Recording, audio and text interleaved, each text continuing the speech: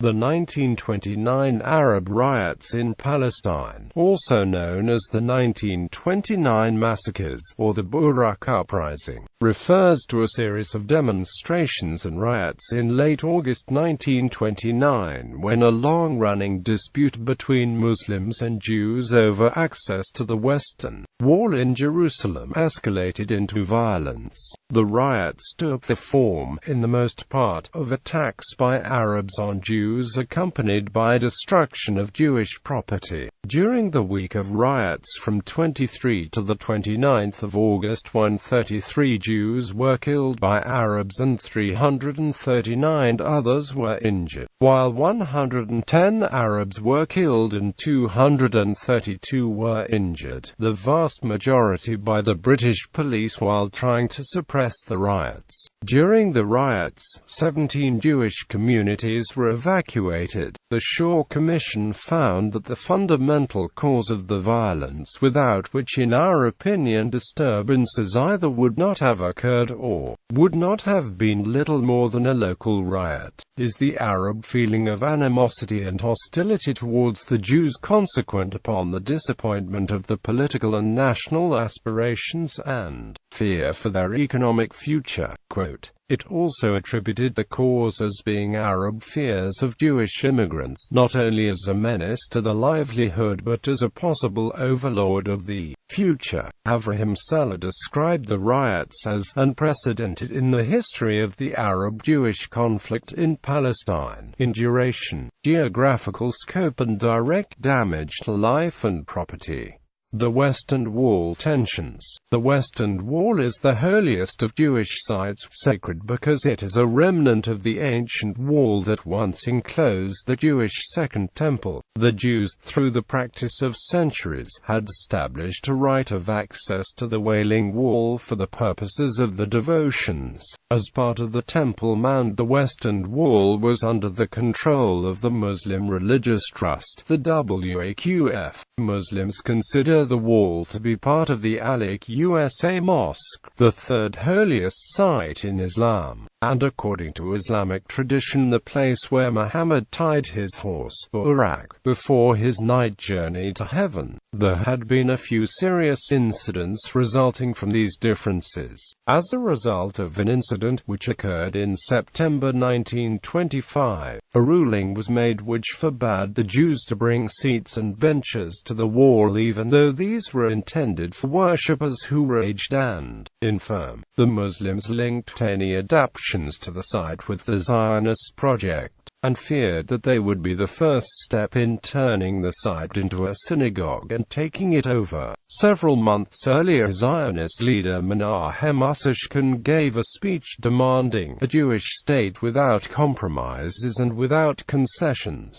from Dan to Be'er Sheva, from the Great Sea to the desert, including Transjordan. Quote, he concluded, let us swear that the Jewish people will not rest and will not remain silent until its national home is built on our Mount Moriah, a reference to the Temple Mount. In September 1928, Jews praying at the wall on Yom Kippur placed chairs and a mechitza, consisting of a few wooden frames covered with cloth which separated the men and women. Jerusalem's British Commissioner Edward Keith Roach, while visiting the Muslim religious court overlooking the prayer area, pointed out the screen, mentioning that he had never seen it at the wall before. This precipitated emotional protests and demands from the assembled sheikhs that it be removed. Unless it was taken down, they said, they would not be responsible for what happened. The screen was described as violating the Ottoman status quo that forbade Jews from making any construction at the Western Wall area and played into Muslim fears of Zionist expropriation of the site, though such screens had been put up from time to time. Keith Roach told the Beadle that the screen had to be removed because of the Arabs' demands. The Beadle requested that the screen remained standing until the end of the prayer service, to which Keith Roach agreed. When the Jewish Beadle failed to remove the screen as agreed, 10 armed men were sent in, urged on by Arab residents who were shouting, "Death to the Jewish dogs!" and "strike, strike." A violent clash with worshippers took place, and it was destroyed. The intervention drew censure later from senior officials who judged that excessive force had been exercised without good judgment. Although the British government issued a statement defending the action, the internal politics of both sides had been willing to adopt extreme positions and to make use of religious symbols to whip up popular support. Zionist literature published throughout the world used the imagery of a domed structure on the Temple Mount to symbolize the national aspirations. Zionists had appropriated an Islamic minaret from the Ottoman period on the Old City Wall as a symbol for their propaganda. The Zionist flag was depicted atop of a building very reminiscent of the Dome of the Rock in one publication, which was later picked up and redistributed by Arab propagandists. Hajj Amin al-Husseini, the Mufti of Jerusalem, distributed leaflets to Arabs in Palestine and throughout the Arab world which claimed that the Jews were planning to take over the Al-Aqsa Mosque. The leaflets stated that the government was responsible for any consequences of any measures which the Muslims may adopt for the purpose of defending the Holy Buraq themselves in the event of the failure of the government to prevent any such intrusion on the part of the Jews. A memorandum issued by the Muslim Supreme Council stated, having realized by bitter experience the unlimited greedy aspirations of the Jews in this respect, Muslims believe that the Jews' aim is to take possession of the Mosque of Al-Aqsa gradually on the pretense that it is the temple, and it advised the Jews to stop this hostile propaganda which will naturally engender a parallel action in the whole Muslim world, the responsibility for which will rest with the Jews. The Shaw Commission stated that some sections of the Arabic press had reproduced documents concerning the Wailing Wall which were of a character likely to excite any susceptible readers. Quote, in addition, it stated that there appeared in the Arabic press a number of articles which, had they been published in England or in other Western countries, would unquestionably have been regarded as provocative. One consequence was that Jewish worshippers frequently were subjected to beatings and stoning. In October 1928, the Grand Mufti organized new construction next to and above the wall. Mules were driven through the praying area, often dropping excrement, and wastewater was thrown on Jews. A muezzin was appointed to perform the Islamic call to prayer directly next to the wall, creating noise exactly when the Jews were conducting the prayers. The Jews protested at these provocations and tensions increased. Zionists began making demands for control over the wall. Some went as far as to call openly for the rebuilding of the temple, increasing Muslim fears over Zionist intentions. Ben-Gurion said the wall should be redeemed, predicting it could be achieved in as little as another half a year. During the spring of 1929, the revisionist newspaper Doar Hayam ran a long campaign claiming Jewish rights over the wall and its pavement. On 6 August, the British Palestine police force established a police post beside the wall. On 14 August, the Haganah and Brit Trumpeldor held a meeting in Tel Aviv attended by 6,000 people objecting to 1928 Commission's conclusion that the wall was Muslim property. March to the Western Wall and counter-demonstrations. On Thursday, 15 August 1929, during the Jewish fast of Tisha B'Av, several hundred members of Joseph Klauner's Committee for the Western Wall, among them members of Vladimir Jabotinsky's revisionist Zionism movement Beta Youth Organization, under the leadership of Jeremiah Halpern, marched to the Western Wall shouting, "The wall is ours." At the wall they raised the Jewish national flag and sang Hatikva, the Jewish anthem. The Shaw report later concluded that the crowd was peaceful and allegations that the crowd were armed with iron bars were not correct, but that there may have been threatening cries made by some undesirable elements in the Jewish procession. The authorities had been notified of the march in advance and provided a heavy police escort in a bid to prevent any incidents. Rumors spread that the youths had attacked local residents and had cursed the name of the Prophet Muhammad. On Friday, the 16th of August, after an inflammatory sermon, a demonstration organized by the Supreme Muslim Council marched to the wall. The acting High Commissioner summoned Mufti Haj Amin al-Husseini and informed him that he had never heard of such a demonstration being held at the Wailing Wall, and that it would be a terrible shock to the Jews who regarded the wall as a place of special sanctity to them. At the wall, the crowd burned prayer books, liturgical fixtures and notes of supplication left in the wall's cracks, and the beadle was injured. The rioting spread to the Jewish commercial area of town. Inflammatory articles calculated to incite disorder appeared in the Arab media, and one flyer, signed by the Committee of the Holy Warriors in Palestine, stated that the Jews had violated the honor of Islam, and declared, "Hearts are in tumult because of these barbaric deeds," and the people began to break out in shouts of war, jihad, rebellion. O Arab nation, the eyes of your brothers in Palestine are upon you, and they awaken your religious feelings and national zealotry to rise up against the enemy who violated the honor of Islam and raped the women, and murdered widows and babies. On the same afternoon, the Jewish newspaper Doarhem published an inflammatory leaflet describing the Muslim March, based partially on statements by Wolfgang von Weil, which, in material particulars, was incorrect, according to the Shaw report. On the 18th of August, Haaretz criticized Doarhem in an article entitled, "He who sows the wind shall reap the whirlwind." The poison of propaganda was dripping from its columns daily until it poisoned the atmosphere and brought about the Thursday demonstration.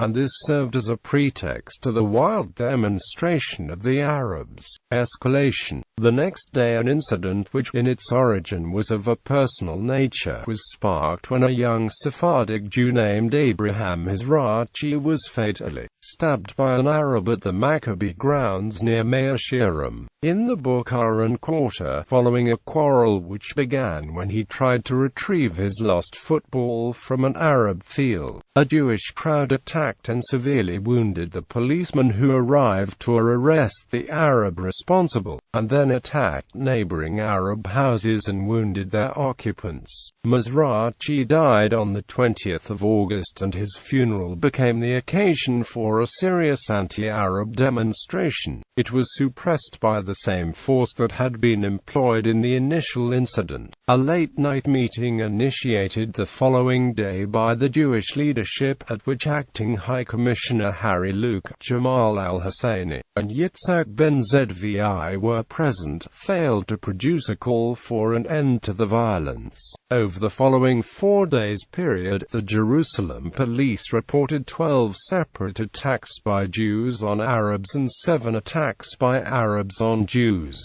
On the 21st of August, the Palestine Zionist Executive telegrammed the Zionist organization describing the general excitement and the Arab fear of the Jews population again very excited, and false alarms caused local panics in various quarters, but no further incidents course of day. Arabs also excited and afraid Jews. Desirable insist with home government need of serious measures assuring public security. We are issuing appeal to public keep calm, refrain from demonstrations, and observe discipline, but feel embarrassed by militant attitude. Doarhem and also part of youth influenced by revisionist agitation. Can you speak to revisionist leaders? Outbreak of riots. Jerusalem riots. The 23rd of August. The Shaw report found that the outbreak in Jerusalem on August 23 was from the beginning an attack by Arabs on Jews for which no excuse in the form of earlier murders by Jews has been established. The next Friday, the 23rd of August, thousands of Arab villages streamed into Jerusalem from the surrounding countryside to pray on the Temple Mount, many armed with sticks and knives. Harry Luke requested reinforcements from Amman. Towards 9:30, Jewish storekeepers began closing shop, and at 11 o'clock 20 to 30 gunshots were heard on the Temple Mount, apparently to work up the crowd. Luke telephoned the Mufti to come and calm a mob that he had gathered under his window near the Damascus Gate, but the commissioner's impression was that the religious leader's presence was having the opposite effect. By midday, friction had spread to the Jewish neighborhood of Mea Shearim, where 2 or 3 Arabs were killed. The American consulate documented the event in detail, reported that the killings had taken place between 12 o'clock and 12:30. The Shaw report described the excited Arab crowds and that it was clear, beyond all doubt, that at 12:50 large sections of these crowds were bent on mischief if not on murder. At 13:15, the Arabs began a massacre of the Jews. Reacting to rumors that 2 Arabs had been murdered by Jews, Arabs started an attack on Jews in Jerusalem's Old City. The violence quickly spread to other parts of Palestine. British authorities had fewer than 100 soldiers, 6 armored cars, and 5 or 6 aircraft in country. Palestine police had 1,500 men, but the majority were Arab, with a small number of Jews and 175 British officers. While awaiting reinforcements, many untrained administration officials were required to attach themselves to the police, though the Jews among them were sent back to their officers. Several English theology students visiting from the University of Oxford were deputized. While a number of Jews were being killed at the Jaffa Gate, British policemen did not open fire. They reasoned that if they had shot into the Arab crowd, the mob would have turned their anger on the police. Yemen Moshe was one of the few Jewish neighborhoods to return fire, but most of Jerusalem's Jews did not defend themselves. At the outbreak of the violence and again in the following days, Yitzhak ben Zvi demanded that weapons be handed to the Jews, but was both times refused. By August 24, 17 Jews were killed in the Jerusalem area. The worst killings occurred in Hebron and Safed, while others were killed in Massacre, Uriah, Jerusalem and Tel Aviv. There were many isolated attacks on Jewish villages, and in 6 cases, villages were entirely destroyed, accompanied by looting and burning. In Haifa and Jaffa, the situation deteriorated and a police officer succeeded in warding off an attack on the quarter between Jaffa and Tel Aviv by firing on an Arab crowd. The administrative director of Hadassah Hospital in Jerusalem sent a cable to New York describing the casualties and that Arabs were attacking several Jewish hospitals. In a few instances, Jews attacked Arabs and destroyed Arab property. These attacks were in most cases in retaliation for wrongs already committed by Arabs in the neighborhood in which the Jewish attacks occurred. A police officer opened fire on an Arab crowd and succeeded in beating off an attack on the quarter which lies between Jaffa and Tel Aviv. The worst instance of a Jewish attack on Arabs occurred in this quarter, where the imam of a mosque and 6 other persons were killed. According to the Shaw report, the disturbances were not premeditated and did not occur simultaneously but spread from Jerusalem through period of days to most outlying centers of population. Later on the 23rd of August, the British authorities armed 41 Jewish special constables, 18 Jewish ex-soldiers and a further 60 Jews were issued staves to assist in the defense of Jewish quarters in Jerusalem. The following day, day. Arab notables issued a statement that many rumors and reports of various kinds have spread to the effect that government had enlisted and armed certain Jews,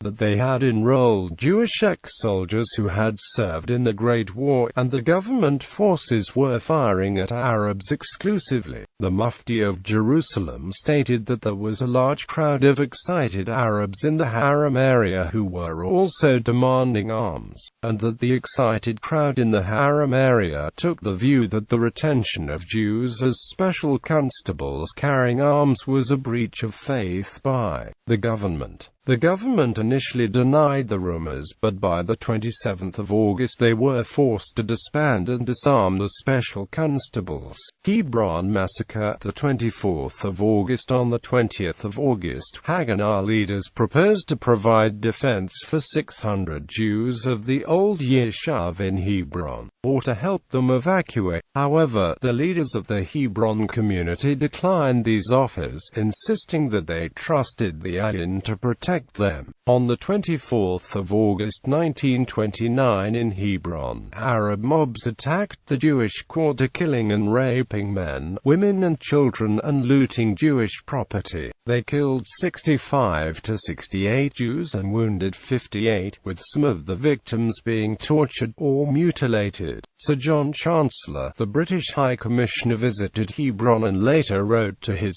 son, "The horror of it is beyond words. In one house I visited, not less than 25 Jews, men and women, were murdered in cold blood." Sir Walter Shaw concluded in the Palestine Disturbances report that unspeakable atrocities have occurred in Hebron. The Shaw report described the attack. Arabs in Hebron made a most ferocious attack on the Jewish ghetto and on isolated Jewish houses lying outside the crowded quarters of the town. More than 60 Jews, including many women and children, were murdered and more than 50 were wounded. This savage attack, of which no condemnation could be too severe, was accompanied by wanton destruction and looting. Jewish synagogues were desecrated. A Jewish hospital, which had provided treatment for Arabs, was attacked and ransacked, and only the exceptional personal courage displayed by Mr. Kaffarata, the one British police officer in the town, prevented the outbreak from developing into a general massacre of the Jews in Hebron. The lone British policeman in the town, Raymond Kaffarata, who killed as many of the murderers as he could, taking to his fists even, was overwhelmed, and the reinforcements he called for did not arrive for 5 hours, leading to severe recriminations.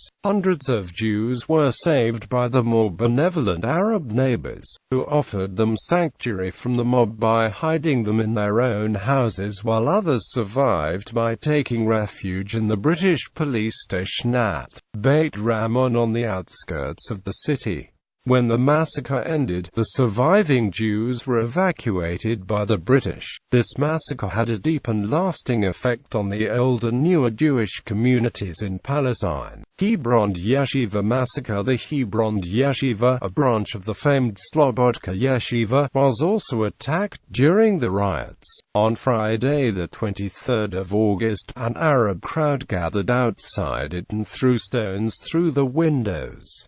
Only 2 people were inside, a student and the sexton. The student was grabbed by the Arab crowd, who stabbed him to death. The sexton survived by hiding in a well. The next day, a crowd armed with staves and axes attacked and killed 2 Jewish boys, one stoned to death and the other stabbed. More than 70 Jews, including the yeshiva students, sought refuge in the house of Eliezer Dan Slonim, the son of the rabbi of Hebron, but were massacred by an Arab mob.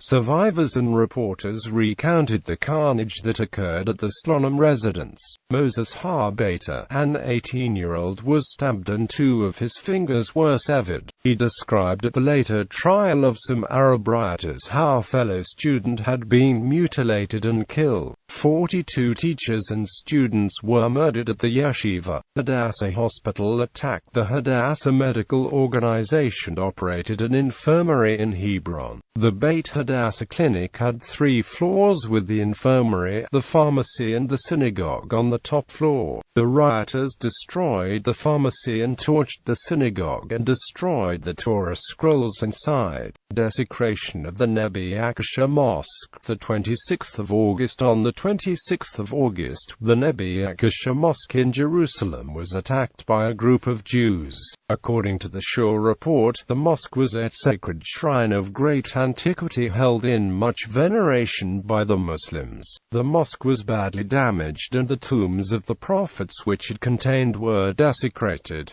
Attack on Mishmahimek. The kibbutz of Mishmahimek was attacked on the 26th of August by an Arab mob, which was dispersed by the locals and British police. On the following day, the British authorities ordered the kibbutz members to evacuate. On the 28th of August, an Arab mob attacked the empty kibbutz again, burning its barn, uprooting trees and vandalizing its cemetery. The members of the kibbutz returned on the 7th of September. Safed Massacre. The 29th of August. In Safed on the 29th of August, 18 Jews were killed and 80 wounded. The attackers looted and set fire to houses and killed Jewish inhabitants. The main Jewish street was looted and burned.